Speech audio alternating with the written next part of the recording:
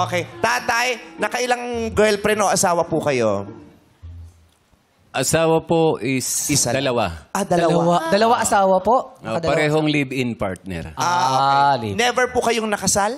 Never po. Okay. Pakinggan natin, Nanay Maricor, ang kanyang konsepto. Bakit po hindi kayo umabot sa pagpapakasal? Kayo po ba yung tipo ng lalaking hindi mahalaga sa inyo ang kasal, yung ang mahalaga nagmamahalan lang, o hindi lang sunerteng umabot doon? Yung pagmamahalan po, nandoon na po. Pero nung time na nagsasama na kami, hindi na namin napag-usapan yung kasal.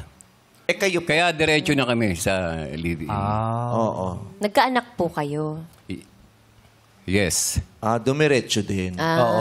Doon sa dalawa ilan po po. anak ninyo, tatay? Dumiretso nga si tatay. Tig-isa. Tag-isa. Ito nga yung gumanon sa bilyar. Ano? Yung buprak. Yung Nasargo. Nasargo eh. Parang iba yung buwak. Iba-iba. Oo. Ganun po ang... Oo. Ilan po anak niyo? Oh, Forma? Kita po. Sir, paano yung plangketa niyo, sir? Ganito o ganyan? Di ba may iba? Oo nga. Iba-iba yan. Anong tawag dyan? Plangketa. Laki ng kamay ni Plangketa. Sir. Pati na mga daliri. Hello! Bakit? Bakit? Noy! Bakit? Ano nangyari? Laki ng kamay, Nay. Huwag niyo ba sinipin? Handa ba tayo dito? Handa tayo. Ang laki ng kamay. Handa ka ba? Okay. Oo. Hindi. May plaketa, oh. Kasi may mga babae din na tinitignan ng kamay. Oo. Kasi Bakit? minsan natatakot sila pag malaki ang kamay. Kasi Bakit? feeling nila, naku, baka pag napagbuhatan ako nito. Baka mabigat.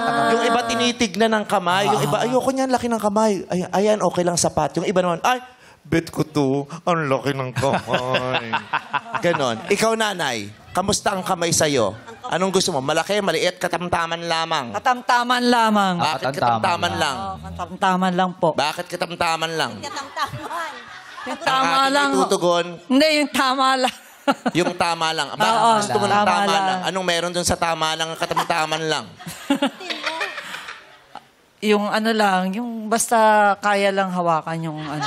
Para Yung pag ano yung holdingan hawakan. sila, sakto daw. Yes, tama. Diba? Oh, yan, Kasi tama minsan, nakakatakot makipag-holdingan sa ang laki ng Ano kamay. yun Parang ang kamay? madudurog ang kamay mo. Yes. Ang mga girls pa man din, ang liliit ng Oo. kamay.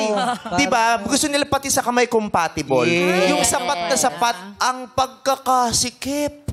Yung pagdumampa tapos ititikla, sapat ang sikip. Ayan. Walang luwag. Correct. Okay. Titignan ko, makikipag-holding hands ako kay tatay, ikukwento ko sa'yo ang Yeah, paano? Tatay, i-holding hands mo ako. Kunyari, nag-aantay tayo ng Each, tricycle. each. Oh. Tapos i-holding hands mo ako.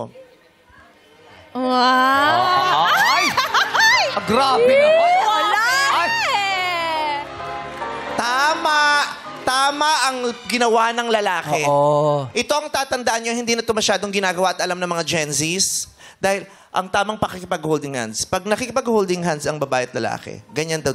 Ang hinlalaki ng lalaki ang nakapatong sa hinlalaki ng babae. Yun daw ay sumisimbolo na yung lalaki ang poprotekta dun sa babae kung ano't ano man ang mangyayari. Correct. Ganun pala Tama, bre, yun. tama. Yes. Parang nagustuhan mo na dyan. Ay, nabumitaw ah.